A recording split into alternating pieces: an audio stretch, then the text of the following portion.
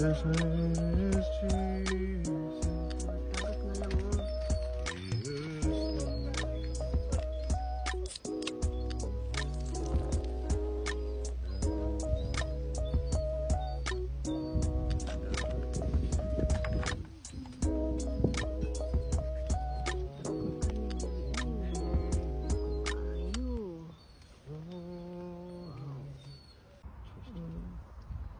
We're here at the second station. This is our second station. Second station of berries. Berries. Where should you sagbot? This one takes a bit of a stretch. Marami sa street.